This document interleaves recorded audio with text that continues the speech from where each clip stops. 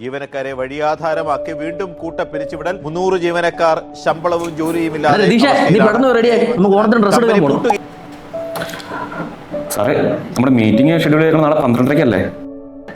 അന്ന് പറഞ്ഞ ജോബിന്റെ വേക്കൻസി ഇപ്പോഴും അവൈലബിൾ ആണോ സാറേ? സാർ വെള്ളിയാഴ്ചത്തെ മീറ്റിംഗിന് സാറ് കാണില്ലേ? നമുക്ക് വെള്ളിയാഴ്ചത്തെ മീറ്റിംഗിന്.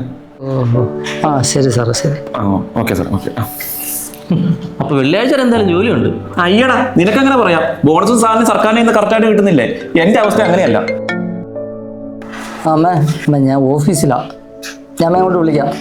അമ്മേ, ഓണത്തിന് വരുന്ന കാര്യം ഞാൻ വിളിക്കുമ്പോൾ പറയാം. Personal loan, housing loan, car loan, അച്ഛൻ്റെ അമ്മയുടെ മരുന്ന്, പിള്ളേരുടെ പഠിത്തം, ഇതെല്ലാം എന്റെ സാലറിന്ന് വേണം പോകാൻ. അതോടൊപ്പം ഓണം ദേ വന്നു. ഇനി എന്ത് ചെയ്യുന്ന എനിക്ക് തന്നെ ഒരു ഐഡിയ ഇല്ല. നീ ഈ പറഞ്ഞ EMI എനിക്കും നിനക്കും ആ അകത്ത് കിടക്കുന്ന നാരകിൻ ഉണ്ട് എന്നും പറഞ്ഞ് നമ്മൾ ഓണം അല്ലൂടെ അടിച്ചു പൊളിക്കണം. ഈ പ്രാവശ്യത്തിന് നമ്മുടെ ഓണത്തിന്റെ ഫുൾ ഷോപ്പിംഗ് കഴിഞ്ഞ കേസി. അങ്ങനെ പോക്കറ്റും കാലിയായി. ഈശ്വരാ, അതിനകത്ത് എന്റെ സാധനം എടുക്കാം.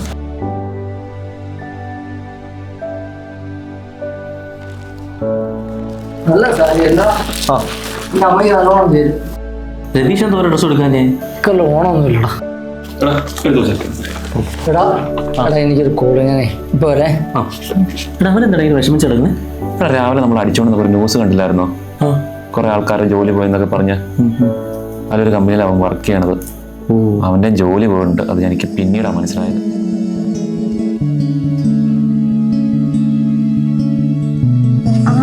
നീ വന്നോ?